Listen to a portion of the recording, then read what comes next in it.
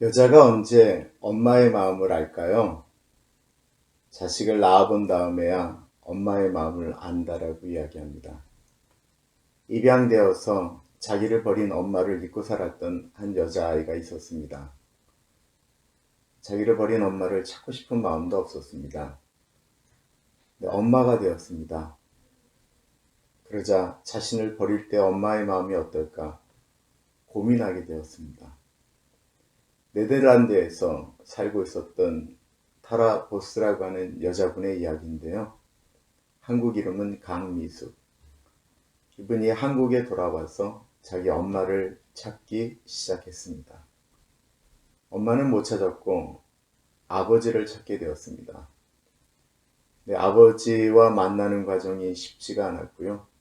그의 아버지는 이 강미숙 씨를 외면하였습니다. 왜 그랬냐면 그 아버지는 다른 여자와 살고 있었고 그 밑에서 또한 자식들이 나왔기 때문에 그렇습니다. 그리고 그 자식들, 그 형제들은 어떻게든지 이 강미숙 씨와 아빠가 만나지 못하도록 만들어서 이것이 소송까지 걸리게 되었습니다. 근데 강미숙 씨는 엄마에 대한 정보를 아버지로부터 듣지 못하고 네덜란드로 떠나게 되었습니다.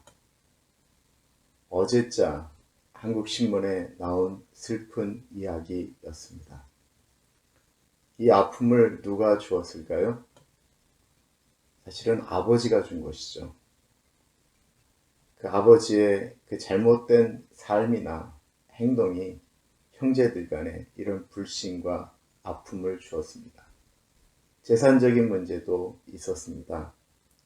야곱의 12형제가 그랬습니다. 서로 복잡하였습니다.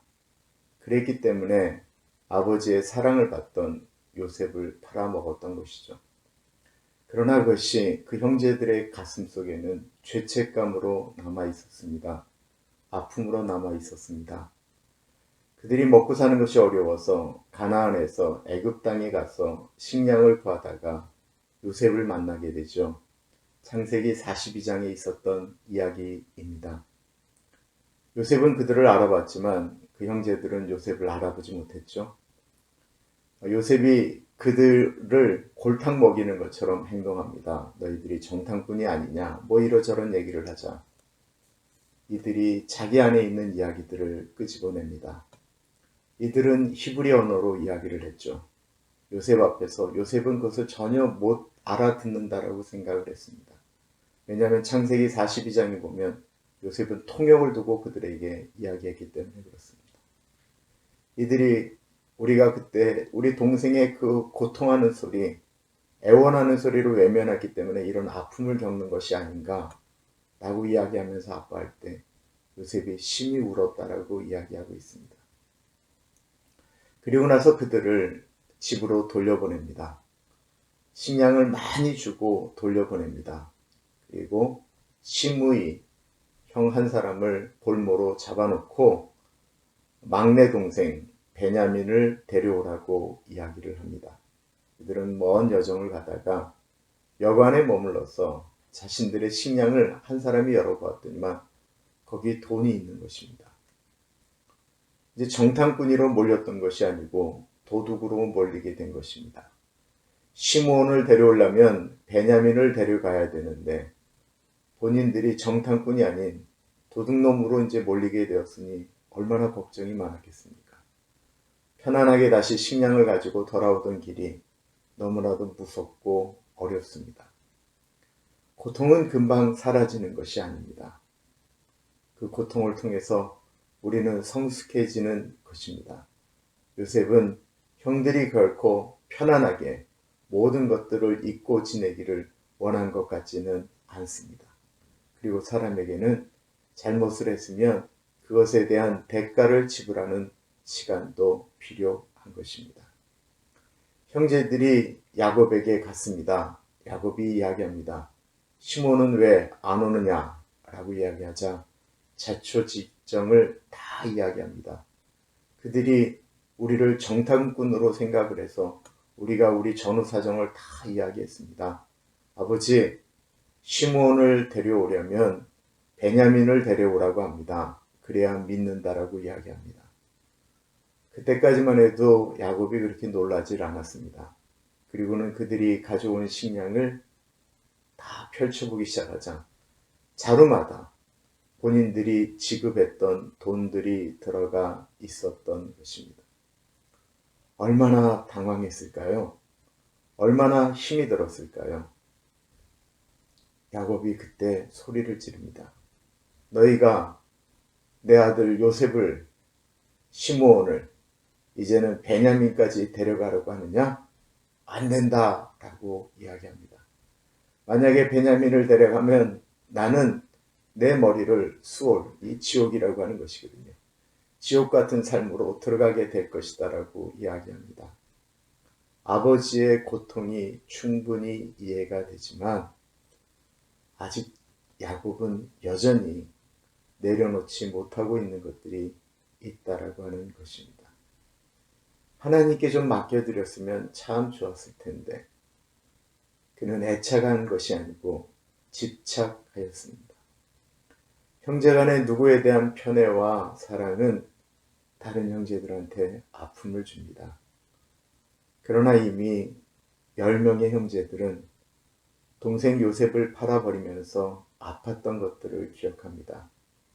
그들은 더 이상 아버지의 애착과 집착, 편애에 대해서 더 이상 마음 쓰는 것 같지 않습니다. 형제들이 마음이 같아지기 시작한 것입니다.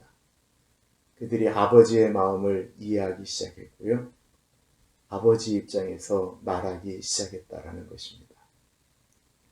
루벤이 이야기합니다. 루벤은 장자죠. 아버지, 제가 책임지겠습니다. 만약에 베냐민을 데려갔다가 베냐민을 다시 데리고 아버지 앞으로 오지 못하면 내 아이 2명을 다 죽이십시오. 사실 말이 안 되는 이야기죠. 그러나 이 루벤의 이야기에는 형제애에 대한 아버지 사랑에 대한 그 모든 것들이 들어가 있습니다. 예전 같으면 시므온 한 사람 잊고 지내면 괜찮은 것입니다. 그런데 이들은 이제는 시므온을 데려오려고 하고 있습니다. 더 이상 옛날에 그냥 완전히 모래알 같았던 형제들이 아닌 하나의 형제들로 마음이 묶여지기 시작했다는 것입니다. 이런 과정을 통해서 이스라엘의 12지파가 만들어집니다. 형제들이 끈끈해지는 데는 아픔이 있을 수 있습니다. 그 형제가 끈끈해지도록 노력하는 것은 부모님의 몫입니다. 우리 안에 하나님께서 형제를 주셨습니다. 가족을 주셨습니다. 그러면 우리 것들을 조금 내려놓아야만 합니다. 그래야 형제들은, 가족들은 더 단단해질 수 있습니다. 피는 물보다 진한 것은 분명히 맞지만 피가 물보다 진한 것을 증명하기 위해서는 내 욕심을 조금씩 내려놓아야만 합니다.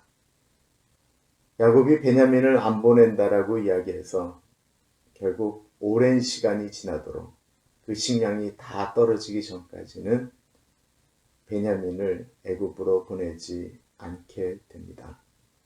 그런데 곧 식량이 떨어진 다음에는 할 수 없이 베냐민을 보내게 되지요. 창세기 43장에 요셉과 베냐민이 만나는 과정이 그런 가운데 일어나게 됩니다. 잊지 마세요. 피는 물보다 진하지만 피가 물보다 진하려면 내 것을 조금은 내려놓아야 된다라는 사실을 말입니다. 오늘은 여기까지 하겠습니다. 감사합니다.